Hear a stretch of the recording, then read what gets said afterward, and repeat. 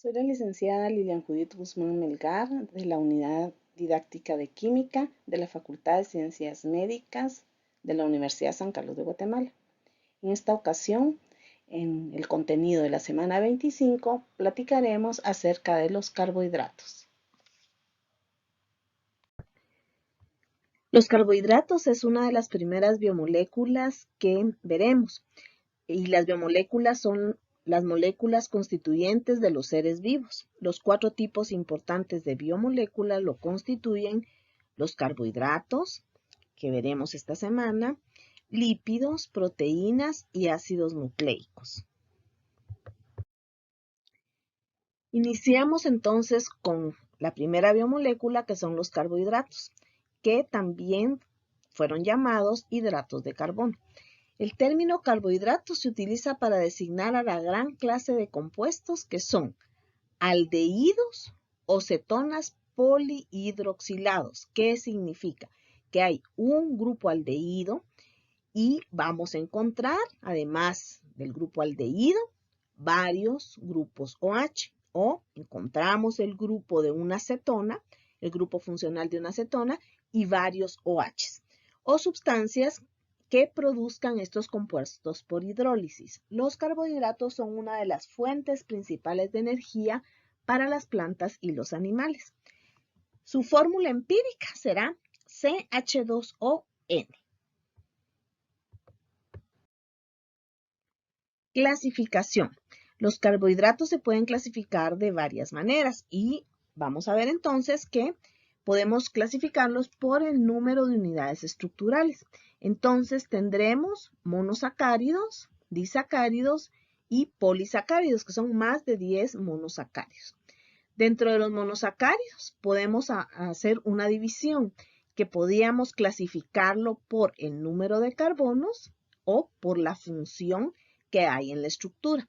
Por el número de carbonos, entonces, tendremos triosas, tetrosas, pentosas, hexosas.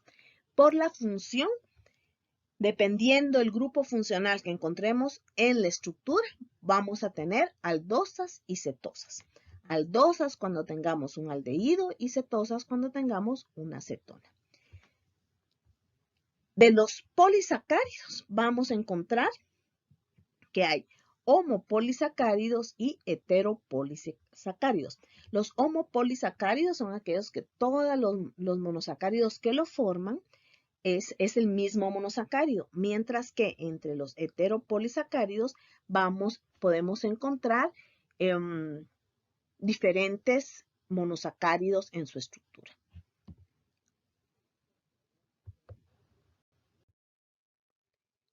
Iniciamos con los monosacáridos. Son también llamados azúcares simples, que tienen o están formados por una cadena no ramificada y vamos a encontrar de 3 hasta 6 carbonos en la cadena. Eso es lo que nosotros veremos. Y no pueden fragmentarse en moléculas más pequeñas por hidrólisis. Entonces no vamos a separar esa estructura de 3 o de 4, de 5, de 6 en más pequeños, en algo más pequeño. La unidad monomérica será los monosacáridos. Entonces, dentro de los monosacáridos vamos a poder clasificarlos de 2 maneras. La primera, habíamos dicho por el número de carbonos en la estructura. Entonces, si hay 3 carbonos, vamos a decir que es una triosa. Si son 4 carbonos, una tetrosa. Si son 5 carbonos, una pentosa. Si son 6 carbonos, una hexosa. Esa sería por la clasificación por el número de carbonos. La otra clasificación será por el grupo funcional. Entonces, si el grupo funcional presente en la estructura o en el monosacárido es un aldehído, vamos a decir que es una aldosa.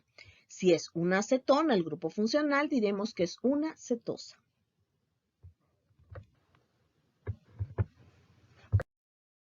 Veremos entonces a las triosas. Los monosacáridos más simples son de las triosas, va a ser el gliceraldehído y la dihidroxiacetona. Este es el gliceraldehído y esta es la dihidroxiacetona.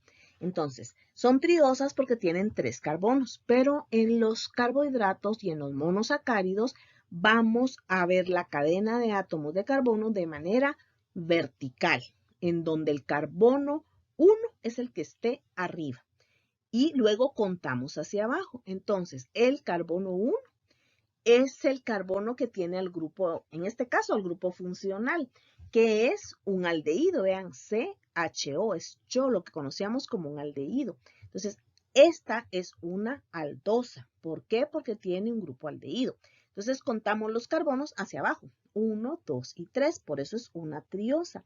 El carbono del centro, vean, tiene un grupo OH. Y el último carbono tiene que tener 3 enlaces, por eso tiene 2 hidrógenos y un OH.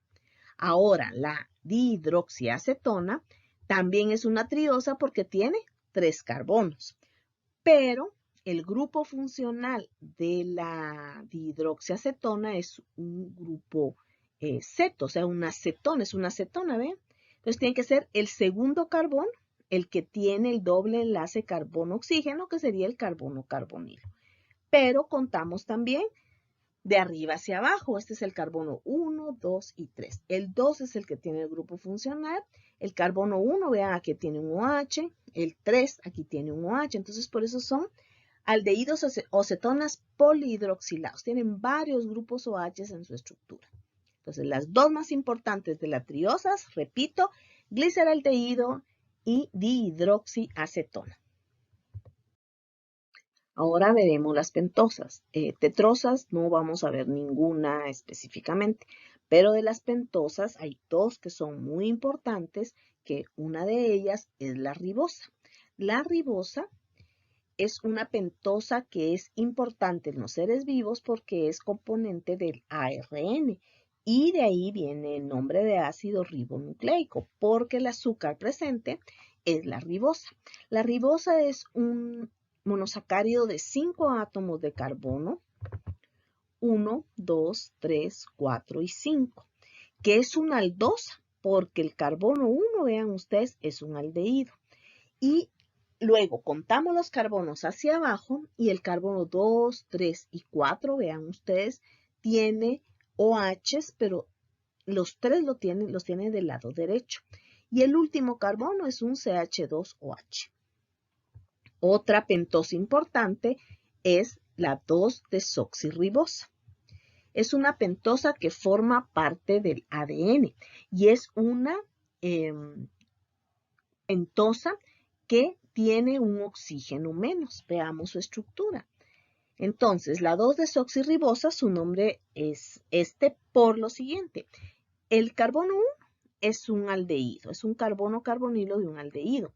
Pero vean, el carbono 2 le falta un oxígeno. Entonces, por eso se llama 2-desoxirribosa, le falta un oxígeno. Luego sigue el carbono 3, carbono 4, carbono 5. El carbono 3 y 4 tiene OH del lado derecho. Y el último carbono, el quinto carbono, el número 5, tiene un CH2OH. De las hexosas, primero platicaremos de la glucosa.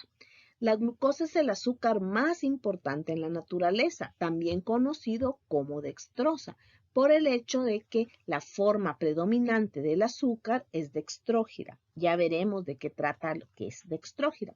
Se encuentra en frutas, verduras, jarabe de maíz y miel. En la sangre, la glucosa se presenta en concentraciones dentro de un rango de 70 a 90 miligramos por decilitro. Entonces, la estructura de la glucosa es la que tenemos aquí a la derecha. Vean ustedes, son 6 carbonos, 1, 2, 3, 4, 5, 6 carbonos. El carbono 1 es un aldehído, entonces la glucosa es una aldosa y es una hexosa. Entonces, veamos pues. El carbono 2, el OH está a la derecha, el 3 está a la izquierda. 4 y 5, el OH está a la derecha y el último carbono es un CH2OH. La glucosa en exceso se convierte en glucógeno y se almacena en el hígado y músculos.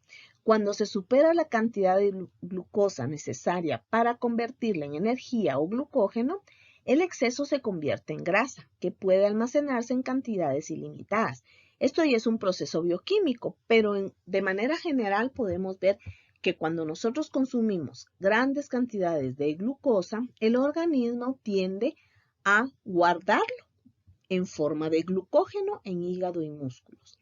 El exceso, ya cuando no ya es suficiente, no se va a almacenar como glucógeno en el hígado y en los músculos, entonces cierta cantidad se va a almacenar, el exceso, en forma de grasa. Y el exceso, porque solo una parte se va a almacenar como grasa, va a eliminarse en la orina. Entonces, el organismo, por medio del metabolismo, va a convertir esta glucosa en forma de energía, para obtener energía, en CO2, agua y energía. En un proceso normal, pero si nosotros excedemos la cantidad de glucosa que ingerimos, entonces va a ocurrir esto. Se almacena cierta cantidad, pero el exceso se va a acumular de manera de grasa en un proceso bioquímico. Otra exosa importante es la manosa. La manosa forma parte de algunos polisacáridos y su principal función es de producir energía. Veamos su estructura. Es una aldosa porque el carbono 1 es un carbono carbonilo terminal, o sea que es un aldehído. Luego hay 5 carbonos hacia abajo. Entonces la diferencia entre la manosa y la glucosa, que ambas son aldohexosas, va a ser la posición de los OH. Entonces, en la manosa, el carbono 2 tiene el OH a la izquierda, igual que el 3. El 4 y el 5 están a la derecha y terminamos con un CH2OH. Otra exosa importante es la galactosa. La galactosa no se encuentra en la naturaleza en estado libre, es un componente importante de los glucolípidos y es una exosa, pero también es una aldosa, porque el carbono 1 es un carbono aldehído. Entonces, la diferencia entre todas va a ser la posición de los OH. El carbono 2 en la galactosa tiene el OH a la derecha. El 3 y el 4 a la izquierda. El 5 está a la derecha. Y terminamos con un CH2OH. Otra exosa importante es la fructuosa. Pero la fructuosa es la única cetosa que se encuentra en la naturaleza, también llamada levulosa y azúcar de las frutas. La fructuosa entonces es una exosa, pero es una cetosa porque tiene un grupo cetona en su estructura. Veamos la estructura. Es una exosa porque tiene 6 carbonos, pero veamos, el carbono 1 es un CH2OH, el carbono 2 es un carbono carbonilo y es un carbono secundario, por eso es una cetona. El carbono 3 tiene el OH del lado izquierdo. 4 y 5 están del lado derecho. Y terminamos con un CH2OH. Entonces, glucosa, manosa y galactosa son aldohexosas, mientras que la fructuosa es una cetohexosa. Los monosacáridos los vamos a representar con una fórmula estructural y una de ellas es la lineales o de Fischer. En las proyecciones de Fischer, el carbono con más alto grado de oxidación está en la parte superior y el resto de la cadena se dibuja hacia abajo, proyectando a la izquierda y a la derecha los grupos unidos a los carbonos. Entonces, las estructuras que vimos anteriormente eran estructuras lineales o de Fischer. Entonces aquí tenemos el ejemplo de la glucosa. El carbono con más alto grado de oxidación, que es el carbono carbonilo, está arriba, que es el 1. Y luego vemos que el carbono 2 tiene el OH a la derecha, el 3 a la izquierda, 4 y 5 a la derecha y terminamos con un CH2OH. Los monosacáridos se pueden representar también por fórmulas hemiacetálicas y hemicetálicas lineales según sea el caso. Entonces van a ser hemiacetálicas cuando es una aldosa y hemicetálicas cuando es una cetosa. Entonces esta es una estructura lineal o de Fischer y esta sería una fórmula hemiacetálica lineal porque este era un aldehído, entonces va a tomar esta forma. Las hemiacetálicas en las aldopentosas va a haber la unión del carbono 1 con el carbono 4 por medio de un oxígeno. Y en las aldohexosas, en una aldohexosa será el carbono 1 y el carbono 5 unidos por un oxígeno. En las hemicetálicas, que es el caso de la cetohexosa, vamos a tener la unión del carbono 2 con el carbono 5 por medio de un oxígeno. Entonces, veamos la estructura. Esta es la glucosa. Entonces, ¿qué pasa? Para formar la fórmula hemiacetálica va a ocurrir lo siguiente. Este hidrógeno del penúltimo carbono va a formar un enlace con el oxígeno y para que eso ocurra, este doble enlace tiene que convertirse en simple. Entonces, acepta este oxígeno al hidrógeno del penúltimo carbono. Entonces, al oxígeno, que estaba en el OH del penúltimo carbono, le falta hacer un enlace. Y al carbono 1 le falta hacer un enlace. Entonces, se van a unir para completar sus enlaces por medio de el oxígeno. Entonces va a formarse un puente de oxígeno entre el carbono número 1 y el carbono número 5. Otra forma de representar a los monosacáridos es por medio de las estructuras cíclicas o de Howard. Es la representación bidimensional de un anillo de 5 y 6 miembros de la forma cíclica de un monosacárido. Los grupos OH que aparecen a la derecha en una proyección de Fischer se dibujan hacia abajo y los OHs que están a la izquierda se dibujan hacia arriba. Entonces, cuando ocurre esto, la forma cíclica puede tomar la forma de una furanosa o de una piranosa. La furanosa será cuando hay 5 miembros en el anillo y la piranosa cuando hay 6 miembros en el anillo. Entonces, la forma de la furanosa será esta. Este es el oxígeno que une al carbono 1 y el penúltimo carbono, en el caso que sean 5 miembros. Y este es el oxígeno que une al carbono 1 y al penúltimo carbono y que hayan 6 miembros en el anillo. Para construir las estructuras cíclicas a partir de una estructura lineal, entonces hay que hacerlo en varios pasos. Primero, la estructura lineal la convertimos en la estructura hemiacetálica y luego en la cíclica. Entonces, aquí tenemos ya la estructura hemiacetálica y es un hemiacetal porque el carbono 1 era un aldehído, porque es el que está unido. Vean, el carbono 1 está unido con el penúltimo carbono, que es el 5, por medio de un oxígeno. Entonces, esta es una estructura hemiacetálica. Entonces, los miembros que se formaron, aquí hay un anillo, ya se formó un anillo, pero ¿cuántos miembros forman ese anillo? Es el carbono 1, el carbono 2, 3, el carbono 4 y el carbono 5, o sea que es 1, 2, 3, 4 y 5. Y el sexto miembro será el oxígeno, que une al carbono 1 con el carbono 5 o con el penúltimo carbono. Entonces, como son 6 miembros, la forma será de una piranosa. Entonces, en las piranosas, el oxígeno siempre queda ahí.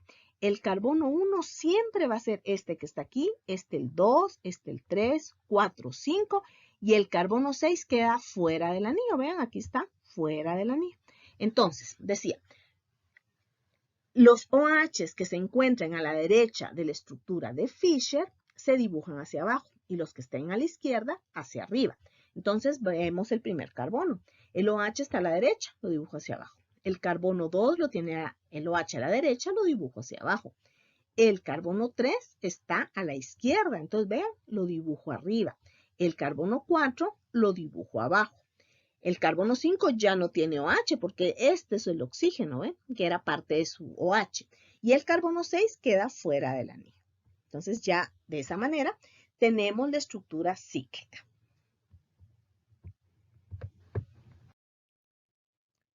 Veamos un ejemplo de una pentosa. Veamos la 2-desoxirribosa. Entonces, esta es la desoxirribosa, 2-desoxirribosa, porque es 5 carbonos. El carbono 2 no tiene oxígeno y por eso es la 2-desoxirribosa. Entonces, tenemos nuestra estructura lineal y ahora vamos a construir nuestra estructura hemiacetálica, porque este es un aldehído, entonces va a ser una fórmula hemiacetálica. Entonces, como es una pentosa, será el carbono 1 y el penúltimo carbono, que en este caso es el 4, 1, 2, 3, 4, ese es el penúltimo carbono, se van a unir por un oxígeno. Entonces, ¿qué es lo que ocurre? Veamos aquí. Lo tengo en color verde aquí el OH para que ustedes vean que este es el OH, que es el que va a reaccionar o se va a permitir que se forme el anillo. Entonces, vean pues, este hidrógeno que está aquí del OH del penúltimo carbono se va a unir al oxígeno del grupo carbonilo, pero para que esto ocurra, el doble enlace tiene que desaparecer. Entonces, este hidrógeno viene a unirse con esto. Entonces, el doble enlace tiene que desaparecer. Entonces, pero el doble, va a quedar un enlace simple. Entonces, ahora este carbón tiene 3 enlaces nada más. Y este oxígeno le falta un enlace. Entonces, se va a unir el carbono 1 y el penúltimo carbono, que en este caso es el 4, por medio del oxígeno, para que complete su octeto. Y quedaría de la siguiente manera. Ahora ya tenemos un anillo, que es de 1, 2, 3, 4, 5 miembros. Entonces va a ser la forma de una furanosa. Entonces esa sería la furanosa. El carbono 5 queda fuera del anillo, que sería eso. Entonces, en las furanosas, este carbono de la derecha es el 1. Este va a ser el 2. Seguimos el recorrido de las agujas del reloj, pero este es el 1. Aquí está el 2, 3, 4 y el 5 quedó fuera del anillo. Entonces, decía, todos los OHs que estén a la derecha de la estructura de Fischer o la estructura lineal, los dibujo hacia abajo. Entonces, vamos con el carbono 1, vean, el OH está del lado derecho, entonces lo dibujo abajo. El carbono 2 no tiene OH, entonces los hidrógenos no se dibujan. Pueden dibujarlos o no, pero yo no los voy a dibujar. El carbono 3 está a la derecha, entonces lo dibujo hacia abajo. El carbono 4 ya no tiene OH porque este oxígeno es el del OH y el carbono 5 queda fuera del anillo. Entonces ya tenemos nuestra estructura lineal, hemiacetálica de la 2-desoxirribosa y la cíclica de la 2-desoxirribosa, que también es una hemiacetálica, es la cíclica o hemiacetálica. Bien, ahora construyamos la estructura hemiacetálica y la estructura cíclica de la glucosa. Entonces tenemos la lineal y vamos a construir la hemiacetálica. Entonces, recordemos que es el carbono con el grupo funcional, que en este caso es un aldehído, es una aldosa, y el penúltimo carbono, que en el caso de la glucosa es el carbono 5. Entonces, este hidrógeno morado va a unirse a este oxígeno, pero para que eso ocurra, este doble enlace tiene que volverse un enlace simple. Entonces, este se va para acá, el enlace doble desaparece y ahora es un enlace simple. Este carbono tiene 3 enlaces, le falta uno, y este oxígeno le falta un enlace. Entonces, este oxígeno va a unirse al carbono número 1 para que se completen los enlaces. Entonces, este viene aquí y se forma el puente de oxígeno. Entonces, ahora vamos a ver cuántos miembros forman este anillo. Entonces, va a ser 1, 2, 3, 4, 5 y 6. La forma que tomará este anillo es de una piranosa. Entonces, ya tengo mi fórmula hemiacetálica. Entonces, va a ser de una piranosa. Entonces, el anillo de 6 miembros. Entonces, en las piranosas dijimos, este siempre va a ser el carbono 1, el 2, 3, 4, 5 y el 6 quedó fuera del anillo. Vean, 1, 2, 3, 4, 5 y el 6 quedó fuera del anillo. Entonces, ahora vamos a colocar los OHs, pero decía, todos los OHs que estén a la derecha de la estructura lineal, los dibujo hacia abajo y los que estén a la izquierda hacia arriba. Entonces, el carbono 1 tiene a la derecha el OH, entonces lo dibujo abajo. El 2 también a la derecha. El 3 está a la izquierda, entonces lo voy a tener que dibujar arriba. El 4 a la derecha, entonces lo dibujo abajo. El 5 ya no tiene OH porque es este, ¿ven? Este es este.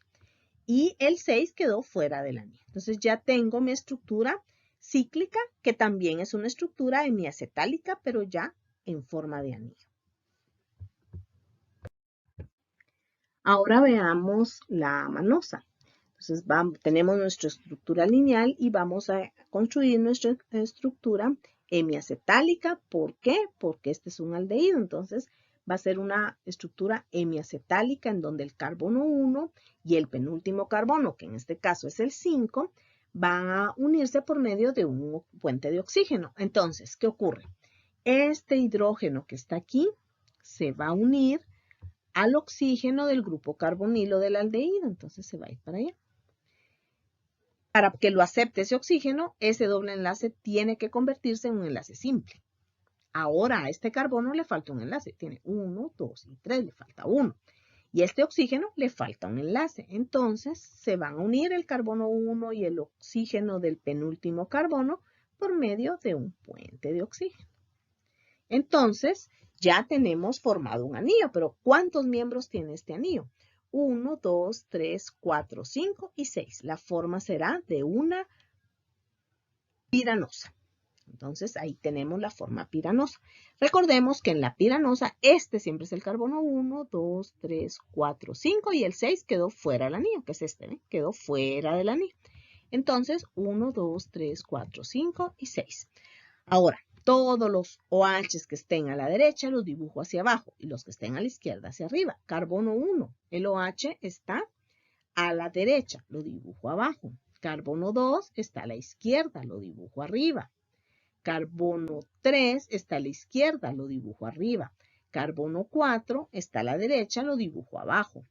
Carbono 5 ya no tiene OH y el carbono 6 quedó fuera del anillo. Entonces ahora tenemos nuestra estructura hemiacetálica lineal y nuestra estructura hemiacetálica cíclica. Ahora veamos el caso de la fructuosa, que es una cetohexosa.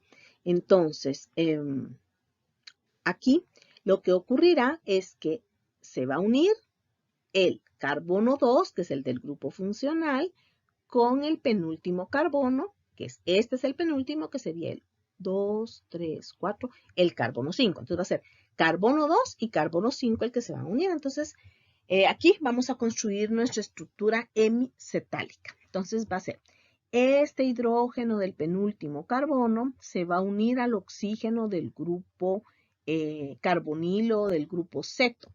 Entonces, este se va para acá para que lo acepte el oxígeno. Este ya no puede ser un enlace doble, sino que tiene que ser un enlace simple. Veamos cuántos enlaces tiene el carbono 2. Tiene 1, 2, 3, le falta 1. Y a este oxígeno le falta 1. Entonces se va a unir el carbono 2 y el carbono 5 por medio de un puente de oxígeno. Entonces va a ocurrir esto. Entonces ahora veamos de cuántos miembros quedó el anillo. Quedó de 1, 2, 3, 4 y 5. Entonces es una furanosa. Entonces va a ser el anillo de 5 miembros. Entonces, en el caso de la fructuosa, como tenemos al carbono 1 que queda fuera del anillo y el carbono 6 que queda fuera del anillo, este es el 1 y este va a ser el 2, 3, 4, 5 y este es el 6. Entonces numerémoslo. 1, 2, 3, 4, 5 y 6. Ahora, todos los OHs que estén a la derecha los dibujo hacia abajo y los que estén a la izquierda hacia arriba. Entonces veamos, el carbono 1 pues CH2OH. El carbono 2 tiene el OH a la derecha, entonces lo dibujo hacia abajo. El carbono 3 lo tiene el OH hacia a la izquierda, entonces lo voy a dibujar hacia arriba. El carbono 4 está a la derecha, lo dibujo hacia abajo. Y el carbono 5 ya no tiene OH y el carbono 6 quedó fuera del anillo. Entonces, de esa manera ya tenemos nosotros nuestra estructura hemicetálica y nuestra estructura cíclica, que también es una estructura hemicetálica. Los monosacáridos van a presentar actividad óptica. ¿A qué se refiere? Es la capacidad de una sustancia para hacer girar el plano de la luz polarizada. Por lo contrario, si una sustancia no desvía la luz polarizada en un plano, no posee actividad óptica. Entonces, si la luz gira hacia la derecha, la sustancia es dextrógira y lo vamos a representar con un signo de más entre paréntesis. Si la luz gira hacia la izquierda, la sustancia es levógira, entonces lo vamos a representar con un signo menos. Entonces, si un monosacárido gira la luz polarizada a la derecha, lo representamos con un signo más. Si gira la luz polarizada a la izquierda, lo vamos a representar con un signo menos. Además, podemos encontrar que los monosacáridos van a tener o presentar la configuración D y L. Estos prefijos únicamente sirven para indicar la configuración absoluta de la molécula. Un azúcar D es aquel que posee la misma configuración en el penúltimo átomo de carbono, al igual que el D-gliceraldehído. Entonces, recordemos la estructura de la triosa, de una aldotriosa, que es el gliceraldehído, y veamos que el penúltimo carbono es el que está en color amarillo y tiene el OH del lado derecho. Entonces, vamos a decir que es un azúcar D, porque tiene en el penúltimo carbono el OH del lado derecho.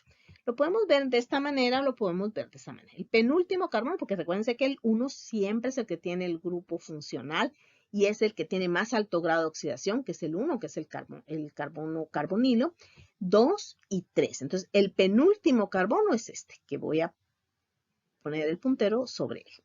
Y tiene el OH del lado derecho. Entonces, va a ser D. Un azúcar L es aquel que posee la misma configuración en el penúltimo átomo de carbono, al igual que el L-gliceraldehído. Y este es el L-gliceraldehído. El penúltimo carbono tiene el OH del lado izquierdo. O si lo podemos ver en esta estructura, aquí tiene del lado izquierdo el OH. Entonces, podemos encontrar D-glucosa, es decir, esta es una D-glucosa porque tiene el penúltimo carbono, el OH del lado derecho, o L-glucosa porque el penúltimo carbono tiene el OH del lado izquierdo. La mayoría de carbohidratos que se presentan en la naturaleza tienen configuración D. Entonces vean, este es D y este es D. Pero algunos, como la L-fucosa, presentan configuración L. La L-fucosa es una hexosa que vamos a ver a continuación. La L-fucosa es un monosacárido que es un desoxiazúcar. Le falta un oxígeno en la posición 6, o sea que el carbono 6 no tiene oxígeno. Entonces, su fórmula molecular es C6H12O5. Es uno de los sacáridos anclados en la membrana externa del eritrocito que participa en la diferenciación de grupos sanguíneos. También se halla en la membrana externa de células de mamíferos, plantas e insectos. Veamos su estructura.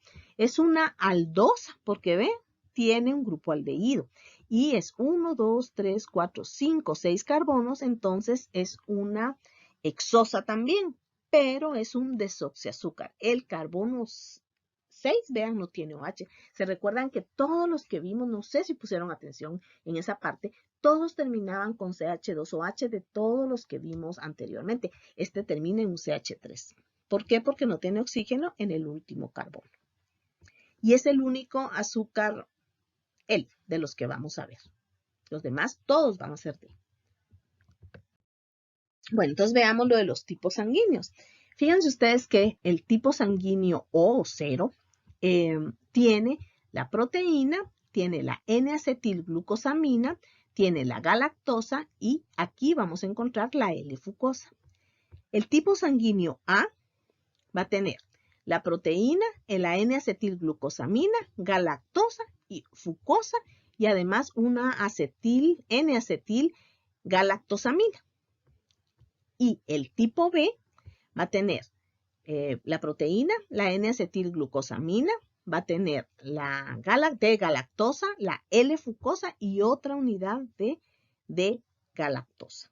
Entonces, la diferencia, si ven, todos tienen la proteína, tienen N-acetilglucosamina, todos tienen galactosa, pero y fucosa. La diferencia está que este tiene una N-acetilgalactosamina, el tipo A, y el tipo B tiene otra galactosa.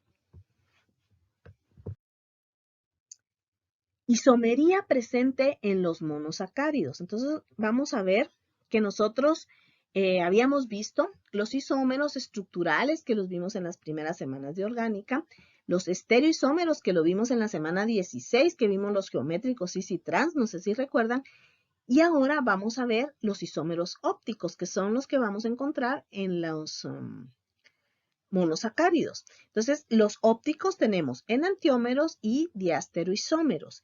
Y los diastereoisómeros, entre ellos vamos a encontrar a los epímeros. Entonces, los monosacáridos van a ser isómeros ópticos, van a presentar isomería óptica, esta parte que vemos aquí. Entonces, empecemos con los isómeros ópticos. Isómeros que son idénticos respecto a estructura, excepto lo que difieren por ser imágenes en el espejo. Entonces, si yo tengo esta estructura, su imagen especular o su imagen de espejo será esta que está aquí a la derecha. Vean, una es imagen de espejo de la otra. Entonces, todos los grupos estarán en la otra posición. Vean, si aquí está a la derecha, el OH, en este está a la izquierda. Si este está a la izquierda, aquí está en la derecha, en la imagen especular. Este es la original y este sería la imagen de espejo. Este sería el espejo. Entonces, todo está en sentido contrario, del lado contrario, porque esas son las imágenes especulares o imágenes de espejo. Y esto se debe a la quiralidad. Cualquier objeto que no puede ser superpuesto en su imagen especular es llamado quiral. Entonces, los monosacáridos presentan cierta quiralidad. Entonces, veamos cómo saber que algo es quiral. Por ejemplo, nuestras manos. Cuando nosotros extendemos la mano derecha, nuestros ojos ven la parte posterior de la mano, pero en el espejo se refleja la palma de la mano, que corresponde a la imagen de la mano, corresponde a la mano izquierda. A eso es que tiene quiralidad. Entonces, por esa razón, como nuestras manos son quirales, debe haber un guante derecho y un guante izquierdo, porque no entra cómodamente la mano derecha en un guante izquierdo, ni la mano izquierda en un guante derecho. Igual que los pies son quirales, entonces por eso es que el pie derecho tiene su zapato derecho y el pie izquierdo necesita su zapato izquierdo para que entre cómodamente, porque nuestros pies son quirales también. Cualquier objeto que pueda superponerse a su imagen especular se llama aquiral.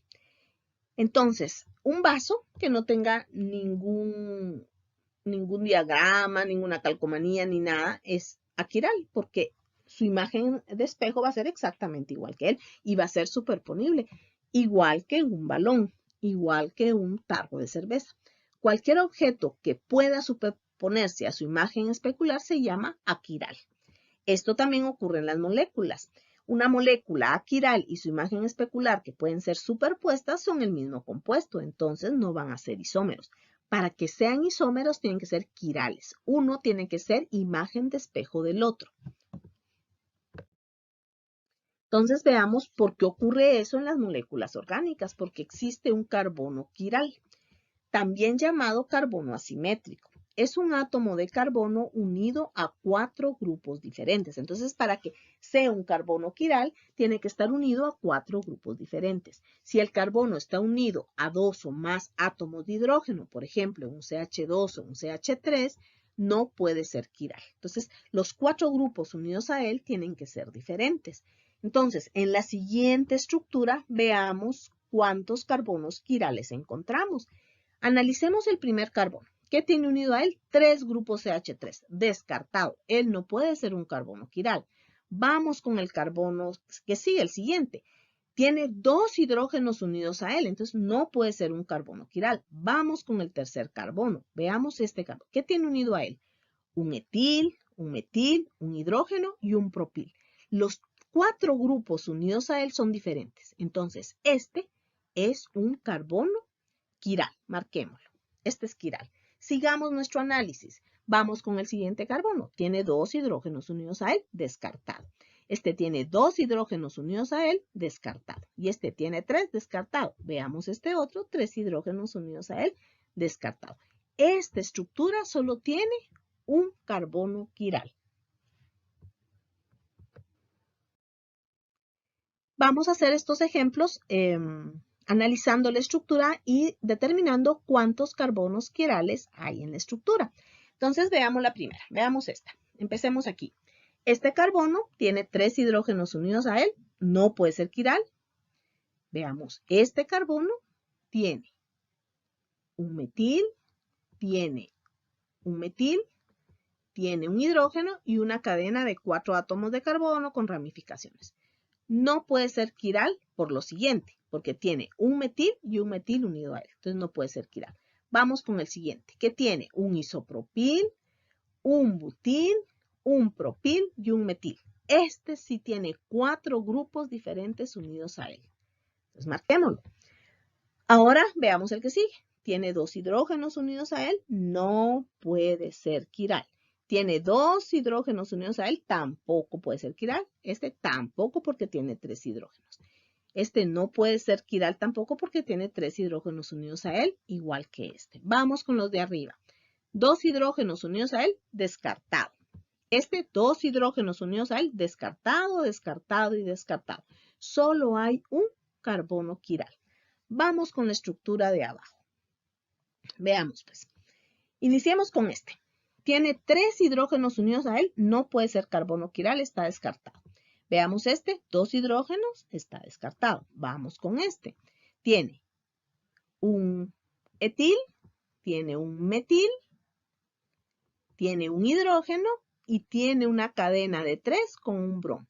Este sí es un carbono quiral porque los 4 grupos unidos a él son diferentes. Un etil, un metil, un propil y un hidrógeno. Entonces este sí, marquémoslo. Sigamos adelante.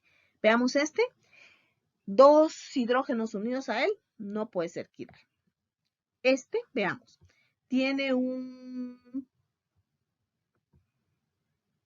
una cadena de 4 con una ramificación, un metil aquí, un hidrógeno y un bromo. Este sí, los 4 grupos son diferentes. Este gran grupo que está aquí de cadena de carbonos con ramificaciones, un metil, un bromo y un hidrógeno, este sí, marquémoslo. Ya llevamos 2. Este no, porque tiene 3 hidrógenos. Esta estructura tiene 2 carbonos quirales. Ahora vamos con un monosacárido. Entonces veamos. Este carbono de aquí, el primero, no puede ser un carbono quiral. ¿Por qué? Porque tiene unido a él, es cierto, 1, 2, 3, una cadena de 4 carbonos. Un hidrógeno, está bien, pero el enlace con el oxígeno es doble. Entonces no puede ser un carbono quiral. Vamos con el segundo. ¿Qué tiene unido a él? Veamos. Un aldehído, un carbono carbonilo de un aldehído, un hidrógeno, un OH y una cadena de 3. Este sí tiene 4 grupos diferentes unidos a él. Lo voy a marcar. Ahora veamos el siguiente. ¿Qué tiene unido a él? Un hidrógeno, un OH, una cadena de 2, pero con un aldehído. Hacia abajo una cadena de 2, pero son 2 carbonos con grupos OH. Entonces, los grupos unidos a él son diferentes. Entonces lo voy a marcar, ya van 2. Vamos con el que sigue. ¿Qué tiene unido a él? Una cadena de 3 y hacia abajo un carbono con su OH, un hidrógeno y un OH. Entonces, los 4 grupos unidos a él son diferentes, entonces lo voy a marcar. Esta que es la ribosa tiene 3 carbonos quirales. 1, 2 y 3. Los carbonos asimétricos, entonces, en los monosacáridos, podemos generalizar lo siguiente, que si es una triosa, el número de carbonos asimétricos o quirales que están en la estructura lineal, voy a hablar de la estructura lineal, es 1, como en el caso del gliceraldehído. De las tetrosas voy a encontrar 2, siempre y cuando esté en la estructura lineal. Bueno, las tetrosas no pueden formar una cíclica, pero van a tener 2, que es, por ejemplo, la treosa. De las pentosas, en la estructura lineal, vamos a tener 3 carbonos quirales, como en el caso de la ribosa que acabamos de hacer. En las hexosas son 4 carbonos quirales, pero estoy hablándoles de la estructura lineal. Por ejemplo, la glucosa. Entonces hagamos el siguiente ejercicio identificando a los carbonos quirales. Vamos con el primero. El carbono 1 no puede ser un carbono quiral porque tiene esto, un doble enlace carbono-oxígeno. El carbono 2, veamos, tiene un carbono carbonil unido a él, tiene un CH2OH, eso es diferente, tiene un hidrógeno, tiene un OH, todos son diferentes. Este sí es un carbono quiral. Veamos el último, no. ¿Por qué? Porque tiene dos hidrógenos unidos a él. Entonces, esta triosa solo tiene un carbono quiral, como coincide con esto. Ahora veamos esta tetrosa, porque tiene 4, veamos. Este, no. ¿Por qué? Por este doble enlace carbono-oxígeno. El segundo, ese sí, porque vean, tiene un aldehído, tiene una cadena de 2, tiene un hidrógeno, tiene un OH, los 4 grupos son diferentes, entonces marquémoslo, este sí. Sigamos con el otro. Este tiene una cadena de 2, un CH2OH, un OH y un hidrógeno, este sí. Y el último, veamos, es un CH2OH, no puede ser quiral porque tiene 2 hidrógenos unidos a él. Entonces las tetrosas tienen 2. Ahora, ya en las pentosas ya podemos formar anillos. En la estructura lineal vamos a analizar ahorita. Vamos a ver, 1, 2, 3, 4, 5 carbonos. Una pentosa. El carbono 1, no. ¿Por qué? Porque tiene este doble enlace carbono-oxígeno. El carbono 2, vean, este sí va a ser quiral.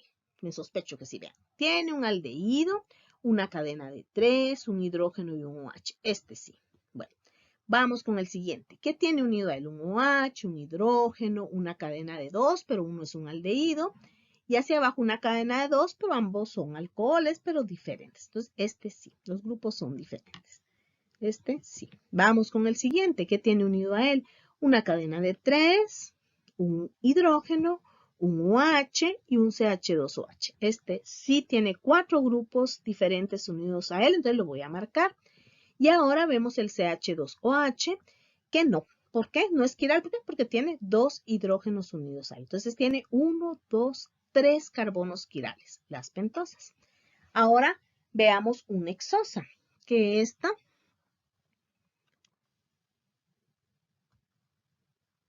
veamos, el carbono 1, no. ¿Por qué?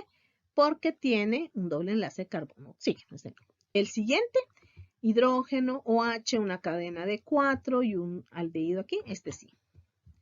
Este de aquí, un OH, un hidrógeno, una cadena de 2 y una cadena de 3, este sí. El que sigue, una cadena de 3, una cadena de 2, un hidrógeno, un OH, este sí es quiral también. Este de aquí, una cadena de 1, 2, 3, 4, un OH, un hidrógeno y un CH2OH. Todos los grupos son diferentes, entonces sí. Y el último carbono, no. ¿Por qué? Porque tiene 2 hidrógenos unidos a él. Entonces, esta hexosa en cadena lineal tiene 4. Ahora veamos en una cíclica. Cuando se forma la estructura cíclica, desaparece ese doble enlace carbono-oxígeno. Entonces veamos, el carbono 1, veamos que tiene unido a él. Tiene un OH, tiene un hidrógeno que no los dibujamos, tiene un enlace éter aquí y aquí con un carbono. Todos los grupos unidos a este carbono son diferentes. Ya aquí sí, ese cambió. Cuando se forma el anillo, cambió este. Ya no está ese doble enlace, entonces sí puede ser quiral. El carbono 2, veamos, tiene con un carbono, con un OH, con un hidrógeno y con una cadena de 1, 2, 3, 4 carbonos. Entonces, este sí.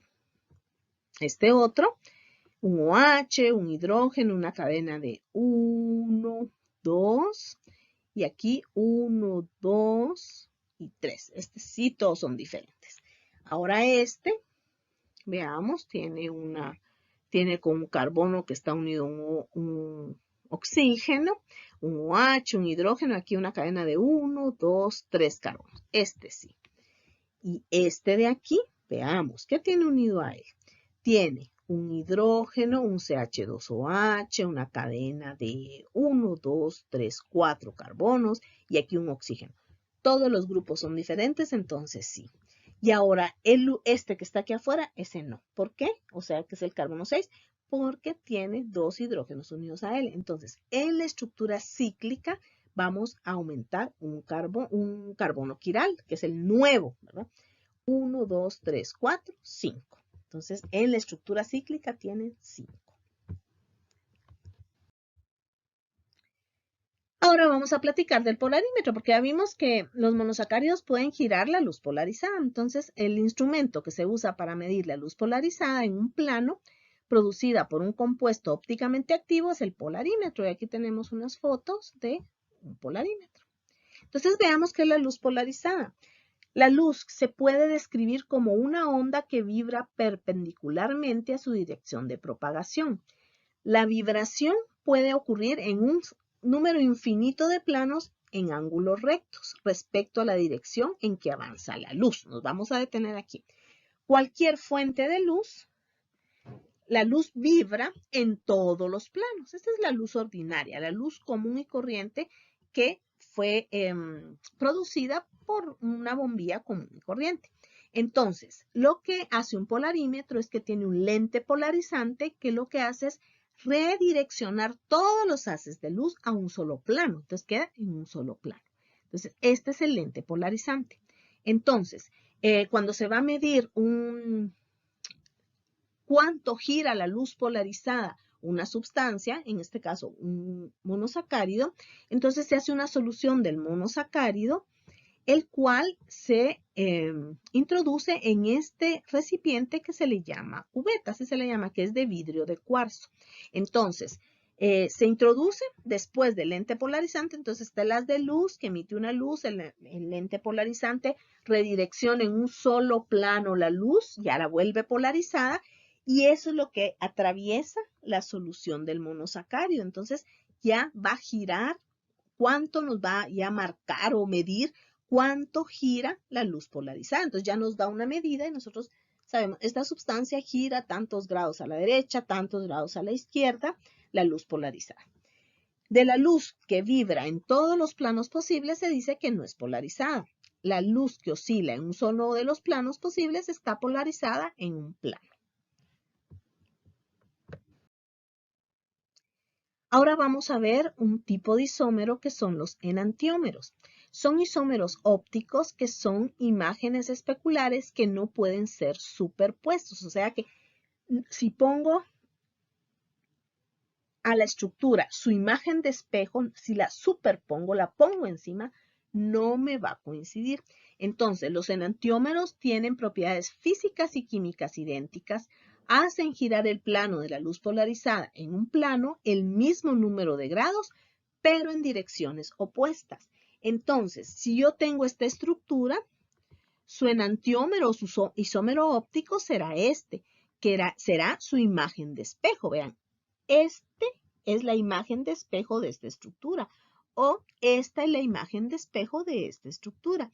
Entonces, pero no son, dice que tienen que ser imágenes de espejo, pero no superpuestos. O sea que si yo corto aquí, viniera y cortara esta estructura y la pongo sobre esta, no me van a coincidir en los carbonos que son carbonos quirales, porque el carbono 1 me va a coincidir y el último, que no son quirales, pero el 2, vean, no me va a coincidir. Si yo agarro esto y lo pongo sobre esto, este OH está del lado izquierdo y va a quedarme aquí. Y aquí este tiene un hidrógeno y aquí queda un OH. Entonces no van a coincidir los grupos unidos a los carbonos. Vamos a hacer el siguiente ejercicio. Tengo esta estructura y aquí está su imagen de espejo. Aquí está en color negro. Y esto es lo mismo que está aquí abajo. Esta estructura es esta, pero en color rojo. Y esta estructura es la misma que está aquí abajo, pero en color rojo. Entonces, esta es la imagen de espejo de esta. Y esta es la imagen de espejo de esto, porque es la misma, solo que cambia el color. Pero lo que vamos a ver es superponer la imagen de espejo a la imagen, a la estructura. Entonces, esta es mi estructura y voy a superponer su imagen de espejo, pero la voy a poner en color rojo para que ustedes vean que no coincide. Entonces, voy a hacer lo siguiente. La superpuse. Vean, el carbono 1 que no es quiral y el carbono 6 que no es quiral sí me coincide. Pero ¿qué pasa con los demás carbonos? Vean, no coincide. ¿Por qué? Porque es la imagen especular no superponible. Ahora vamos a hacer lo mismo con esto. Voy a poner esta imagen de espejo de esta estructura Voy a superponerla para que vean que no coinciden los grupos OH de los carbonos quirales. Entonces lo pondremos encima. Y vean, me coincide el carbono 1 que no es quiral y el carbono 6 que no es quiral, pero el resto no me coinciden. Vean, aquí en la roja el OH está de este lado, en la negra está de este lado. Entonces, la imagen no es superponible. Tienen la misma fórmula molecular, tienen la misma estructura, por decirlo de alguna manera, pero su imagen, uno es imagen de espejo del otro, pero la imagen de espejo no es superponible a la estructura original. Entonces, esos son enantiómeros. Diastereoisómeros. Son una clase de estereoisómeros que no son superponibles, pero tampoco son imágenes especular el uno del otro. No son enantiómeros. Para ser enantiómeros tienen que ser imagen de espejo no superponible. Aquí no son imagen de espejo ni son superponibles. Entonces, veamos las primeras dos estructuras y al verlas pues tienen la misma fórmula molecular, pero no es imagen de espejo una de la otra, porque vean, si esta fuera la estructura, esta no es su imagen de espejo. ¿Por qué? Porque para hacer su imagen de espejo, el bromo debería estar aquí y el cloro aquí. Pero aquí está el cloro y aquí está el bromo. Entonces, no son imágenes especulares, ni son superponibles, porque si yo la corto y la pongo sobre esta, me coincide el cloro, me coincide el bromo, pero este carbono 2 no me va a coincidir, porque aquí hay un cloro y aquí hay un hidrógeno. Si esto lo pongo sobre esto, no me va a coincidir. Ahora veamos esta estructura con esta otra. ¿Serán imágenes de espejo? No. ¿Y serán superponibles? No. Entonces son diastereoisómeros. Ahora veamos con esta otra estructura. ¿Serán imágenes especulares? No. ¿Serán superponibles? No. Entonces, ¿qué son? Diastereoisómeros. Veamos otras estructuras. Veamos esta con esta. ¿Serán imágenes de espejo? Sí. ¿Serán superponibles? No. Entonces, estos son enantiómeros. Ahora veamos este con este. ¿Serán imágenes especulares? Sí. ¿Serán superponibles? No. Entonces son enantiómeros. Entonces, si no son imagen de espejo ni son superponibles, son diastereoisómeros. Si son imagen de espejo pero no superponibles, son enantiómeros. Epímeros son isómeros ópticos que solo difieren de la configuración absoluta de uno de los átomos de carbono asimétricos en la molécula. Al cambiar la configuración en el carbono epimérico, un epímero se convierte en el otro. Entonces, vamos a analizar a la glucosa y la vamos a comparar con la galactosa. Entonces, el primer carbono, pues no es un carbono asimétrico. Veamos el segundo carbono. En el caso de la galactosa, tiene el OH del lado derecho y la glucosa también lo tiene del lado derecho. El carbono 3 tiene el OH del lado izquierdo en el caso de la galactosa y en el caso de la glucosa también está del lado izquierdo. Son iguales hasta el momento estos carbonos. Vamos con el carbono 4. En el caso de la galactosa, tiene el OH del lado izquierdo, mientras que la glucosa lo tiene del lado derecho. Son diferentes estos carbonos. Vamos con el carbono número 5. El OH en el caso de la galactosa está del lado derecho, mientras que en el de la glucosa también está del lado derecho. Y el último carbono, pues, no es un carbono asimétrico. Entonces, el único diferente es el carbono 4. Que lo vamos a marcar porque es el único carbono que es diferente. Si nosotros cambiamos la posición del OH, ya sea de la glucosa, si lo pasamos del lado izquierdo, se convierte en la galactosa. Si el OH en el carbono 4 de la galactosa lo pasamos a la derecha, se convierte en la glucosa. Ahora, comparemos a la glucosa con la manosa. El primer carbono, pues no es un carbono asimétrico. Vamos con el segundo carbono, o el carbono 2, que en el caso de la glucosa, el OH está del lado derecho, pero en el caso de la manosa está del lado izquierdo, está diferente. Ahora veamos el carbono 3. Ya encontramos el carbono 2 que es diferente. El carbono 3, vean, el OH está del lado izquierdo. En el caso de la glucosa, en el caso de la manosa, también está del lado izquierdo. El carbono 4, el OH está del lado derecho. En la manosa también está del lado derecho. En el caso de la glucosa, el carbono 5 está del lado derecho el OH y en la manosa también está del lado derecho. Y el último carbono, o sea, el carbono 6, pues no es un carbono asimétrico, es exactamente igual en la glucosa que la manosa. Entonces encontramos que es el carbono 2 el que es diferente cuando comparo la glucosa con la manosa. Quiere decir que si yo cambio el OH hacia el lado izquierdo, en el caso de la glucosa, se convierte en la manosa. O si en el caso de la manosa cambio el OH del lado derecho, se convierte en la glucosa.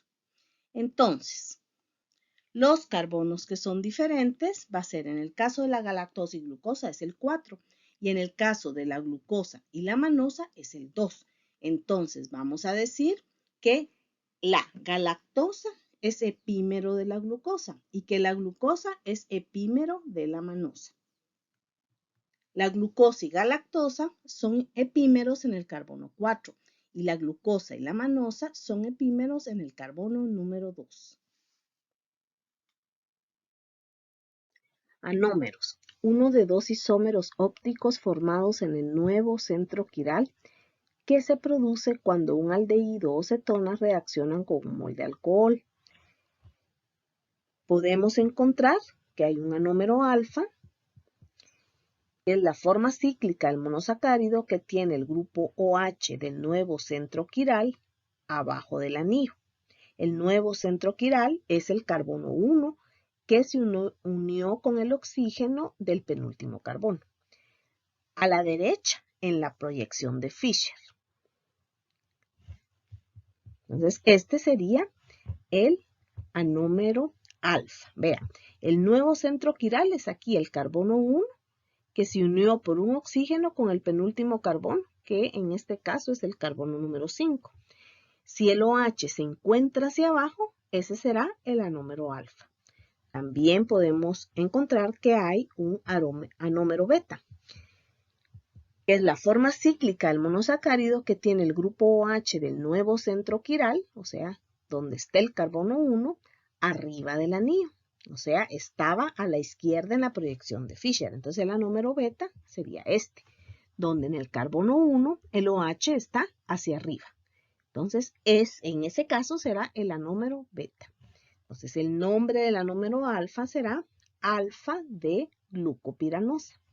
Y del anómero beta será beta de glucopiranosa. Veamos ahora los anómeros de la fructuosa.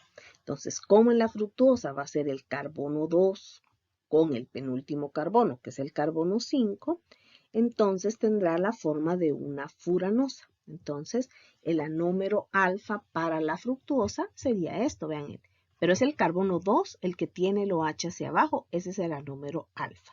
Y el anómero beta será que en el carbono 2 el OH está hacia arriba. Veamos algunos ejemplos de los anómeros alfa y beta de los monosacáridos. Aquí tenemos a la manosa. Este es el anómero alfa y este es el anómero beta. Entonces los nombres serán alfa de manosa o puede ser alfa de manopiranosa. Y este es el anómero beta. Entonces será beta de manosa o beta de manopiranosa. En la galactosa, este es el anómero alfa. Y el nombre será alfa de galactosa o alfa de galactopiranosa. Este será el número beta de la galactosa. Entonces será beta de galactosa, beta de galactopiranosa. Y de la glucosa, este es el anómero alfa y este es el anómero beta. Entonces el anómero alfa recibe el nombre de alfa de glucosa, alfa de glucopiranosa. Y el anómero beta será beta de glucosa, beta de glucopiranosa. Mutarrotación. La mutarrotación es el cambio gradual de la rotación óptica, fenómeno común para los monosacáridos. De las aldohexosas naturales, La más común es la glucosa, la que existe en dos formas isómeras, es el anómero alfa y el anómero beta. Entonces, en esta tabla tenemos algunos datos de la rotación específica de algunos monosacáridos como glucosa, fructosa, galactosa, manosa, que ya es un monosacárido, lactosa y maltosa, que son disacáridos. Entonces, veamos la glucosa. La rotación específica de la actividad óptica va a ser el anómero alfa gira más 112 grados, o sea, a la derecha. Y el beta más 19 grados a la derecha. En el equilibrio, esto se establece un equilibrio y va a tener una rotación específica de más 53. Entonces, se hace la medición y va a ir variando, va a cambiar 112 más 19 hasta que hay un equilibrio y nos va a dar esta lectura más 53. Pero, ¿por qué ocurre esto? Veamos. En solución acuosa, la estructura cíclica de la alfa de glucosa se abre para producir la cadena abierta de la de glucosa, que tiene un grupo aldehído. Sin embargo, la cadena abierta puede cerrarse porque el grupo carbonilo reacciona con rapidez para formar el hemiacetal cíclico. Conforme el anillo se abre y se cierra, el grupo hidroxilo en el carbono 1 puede formar el anómero alfa o el anómero beta, o sea, quedar hacia arriba o quedar hacia abajo. Entonces, veamos la imagen. Aquí tengo, este es el anómero alfa. En solución, va a ocurrir lo siguiente. Al ponerlo en agua, se va a abrir el anillo y nuevamente tendremos la estructura abierta, o sea, la estructura lineal, donde tengo el grupo aldehído y el penúltimo carbono recupera su OH. Pero esto rápidamente, como el carbono carbonilo el aldehído es muy reactivo, rápidamente se vuelve a cerrar para formar el hemiacetal, pero puede formar el anómero beta. Entonces, este se vuelve a abrir, forma el anómero alfa. Se cierra, forma el anómero beta. Entonces, en una mezcla en equilibrio hay 36% del anómero alfa y 64% del anómero beta. Cuando la glucosa se recristaliza en agua, dependiendo la temperatura en que se realice la recristalización, puede aislarse los dos isómeros. Entonces, si tenemos la glucosa en solución, va a ocurrir lo siguiente. Si nosotros tenemos la solución de glucosa y la recristalizamos a 25 grados centígrados, vamos a obtener al anómero alfa. Si la recristalizamos a 98 grados centígrados, vamos a tener al anómero beta. Entonces, si cualquiera de los dos, a esta temperatura logramos aislar solo el anómero o recristalizar y obtener el anómero alfa. Y a una alta temperatura como 98 grados centígrados, el anómero beta. Pero cualquiera de las dos, si yo estos cristales de glucosa que son el anómero alfa, lo pongo en solución y mido la rotación específica, voy a obtener una medida de más 53. Si yo pongo en solución al anómero beta y mido la rotación específica, me va a dar un valor de más 53 grados. ¿Por qué? Porque el anillo se va a abrir y cerrar hasta que hay un equilibrio y esa es la medida que me va a dar. Propiedades químicas de los monosacáridos. La primera reacción que vamos a platicar es la reacción de Molish. Identifica los carbohidratos y los diferencia de otras moléculas orgánicas. Esta reacción es característica y general para los carbohidratos, pero la van a dar positiva todos los carbohidratos, pero a partir de cadenas de 4 átomos de carbono. Y lo que ocurre es cualquiera de los carbohidratos, sea monosacárido, disacárido, polisacárido, cuando lo ponemos a reaccionar con ácido sulfúrico y alfa-naftol, vamos a obtener un compuesto que se llama derivado de furfural, que da una coloración violeta o marrón. Entonces, si nosotros ponemos cualquier carbohidrato en solución, le agregamos ácido sulfúrico, agitamos y resbalamos por las paredes alfa-naftol, observaremos esto, la formación de un anillo color violeta. Aquí podemos ver el anillo color violeta. Aquí se ve aún mejor el anillo color violeta. Solo los carbohidratos dan positiva esa prueba, pero a partir de 4 átomos de carbono. Entonces van a dar positiva esta prueba. Y entonces Molish permite identificar carbohidratos de otras biomoléculas. Otra reacción que presentan los carbohidratos y específicamente los monosacáridos es la reacción de Benedict. Los azúcares que reducen a otras sustancias se llaman azúcares reductores. Se realiza en condiciones moderadamente alcalinas. Entonces, colocamos un carbohidrato, que puede ser un monosacárido, más el reactivo de Benedict, que es cobre más 2, que es un color azul, en medio básico, que puede ser hidróxido de sodio. El carbohidrato se va a oxidar y el cobre se va a reducir. Entonces, por eso se llama azúcares reductores, porque el carbohidrato hace que el cobre se reduzca. Entonces, aquí está en cobre más 2 y va a pasar a cobre más 1. Entonces, veamos la reacción. Si tengo la glucosa más reactivo de Benedict, en donde el cobre está más 2, la glucosa se oxida. Vean, aquí tengo el grupo carbonilo o el aldehído de la glucosa se va a oxidar a ácido carboxílico.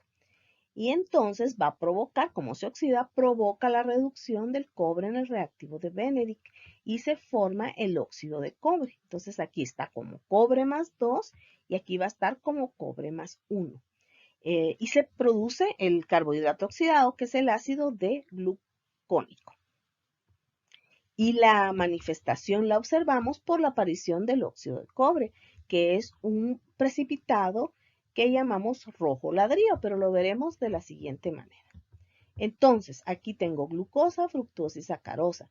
La glucosa da positivo, la fructosa positivo, pero la sacarosa, que es la unión de una glucosa con una fructosa, lo da negativo. ¿Por qué? Porque la sacarosa es un azúcar no reductor. Eso lo veremos la próxima semana. Reacción de Selivanov. Se utiliza para diferenciar cetosas de aldosas, en especial la fructuosa. Se utiliza ácido clorhídrico en la reacción de deshidratación del monosacárido y resorcinol en la reacción de condensación del derivado de furfural. En la reacción de deshidratación del monosacárido, la cetosa reacciona con el ácido clorhídrico, ocurre una deshidratación y se forma el derivado de furfural más agua.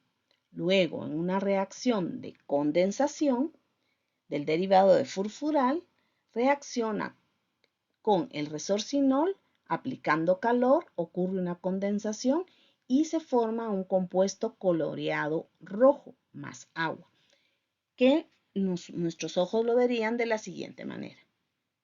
Esta prueba está basada en el hecho de que al calentarlas las cetosas son deshidratadas más rápido que las aldosas.